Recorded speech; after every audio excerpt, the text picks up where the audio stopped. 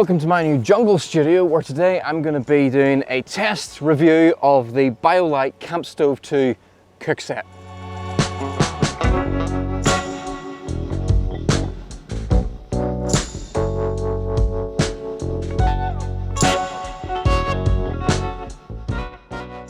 Okay, so just before we get started, I should say that this is a bit of private woodland which is right beside my office. So I have not traveled any distance to get here today, so I'm not violating any lockdowns or anything. Okay, so let's get into it. This is the Biolite Campstove 2 cook set.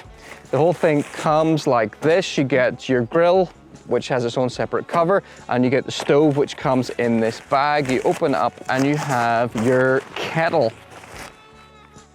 Open up the kettle. I quite like how they designed this. Or your cook pot, whatever you want to call it. And you've got the stove. The stove comes in two parts.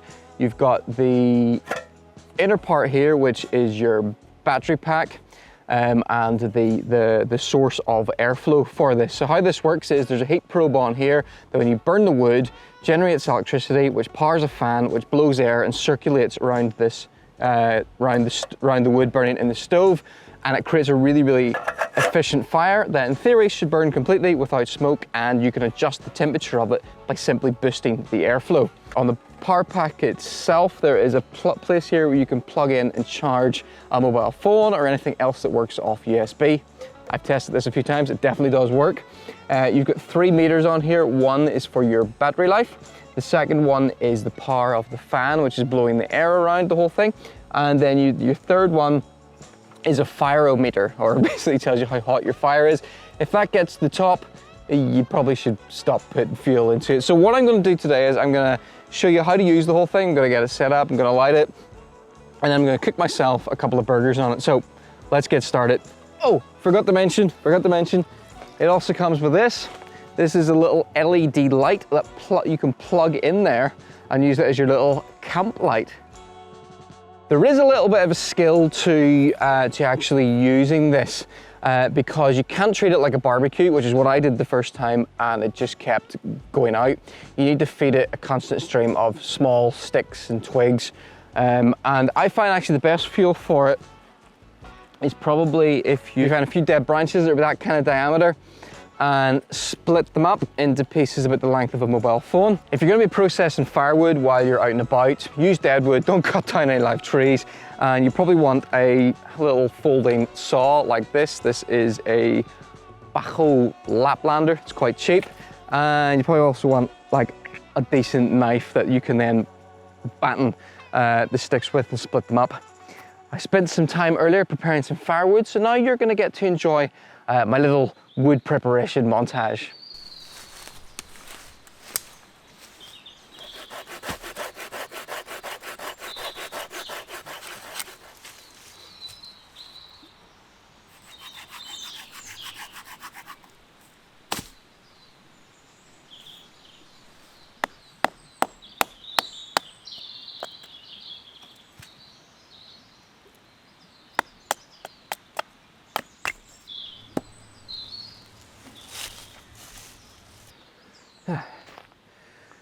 Okay, I've got my piles of broken down wood here. I've actually got two piles. I've got this one at the front here, which is much finer pieces.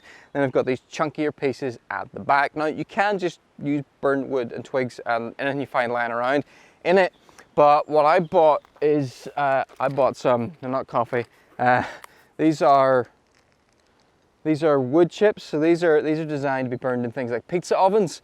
I find if you put like an inch of these or 2 inches of these in the bottom first, that it works quite well. I'm going to put about an inch or 2 inches of the processed wood pellets down in the bottom. I'm then going to put in some jute twine that I've kind of sort of mushed up, as well as a few fine wood shavings. And then I'm going to use a piece of silver birch bark that I'm going to light with a fire steel, drop it down in, and then put in the small twigs, follow them up by the thicker ones. Once it starts to burn a bit, the fan will turn on and the fire will then start to really go. There's the fan coming on. You hear it? Can you hear that? And immediately you can see the flames start to swirl inside. And if I want to make it even hotter, I can lean over here and tap this button and increase the fan, and all of a sudden, look at that. This is the coolest thing about this. It's like having the control of a gas fire, but with sticks. You just bump up that fan and all of a sudden it's burning much hotter than it was a second ago. I'm gonna reduce that because that flame is going everywhere. It's so cool.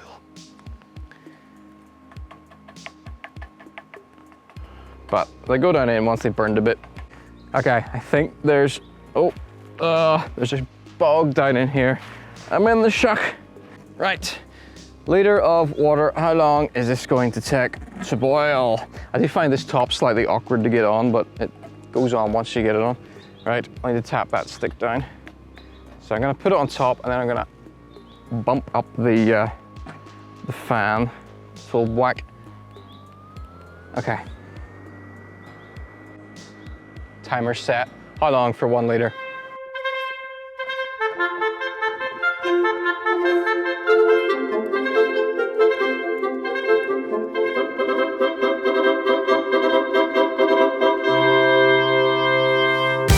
Yep, boiling. Okay, there we go. 8 minutes to boil 1 liter of water. That's quite cool. And now I'm gonna make myself a hot chocolate. Got my Horlicks.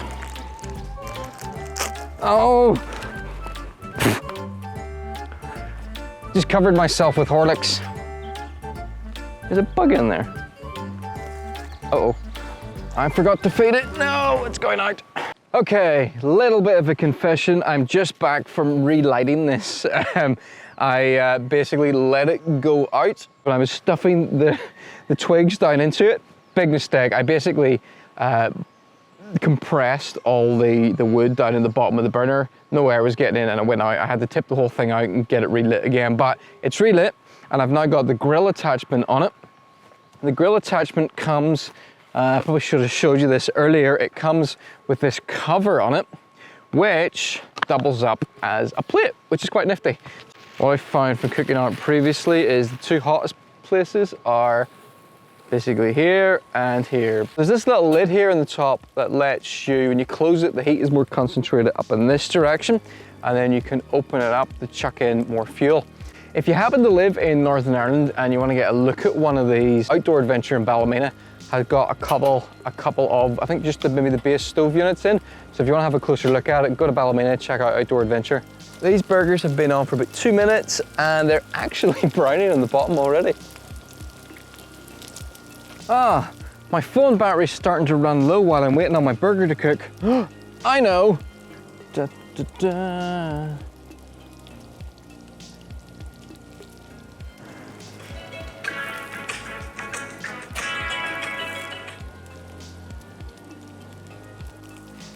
Oh, that's nice and black on the bottom. And then I can put it on the little plate.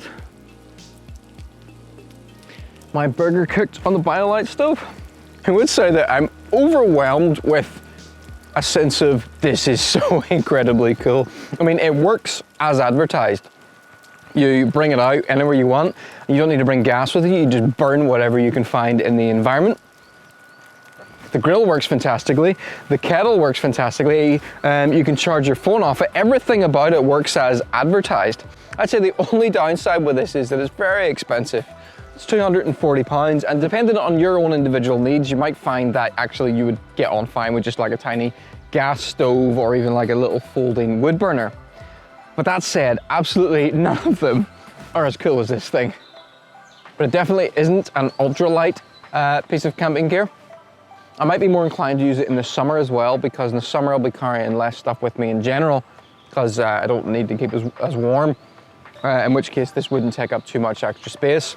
I'd be interested in getting your take on this. What did you think? Do you think this is worth the money? It's £240, so about $280 for this system. Is it worth it? Let me know. Is all those features that you get, do they justify the cost? Or if you're just the sort of person with money to burn, is this the sort of gadget that you will 100% get for your camping trips?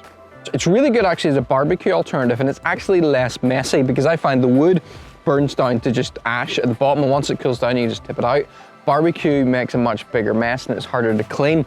This is really easy to clean. You just rinse it out with some, that was hot. You just rinse it out with water. I've been washing it in the kitchen sink and just leaving it to dry. You can't do that with a big barbecue.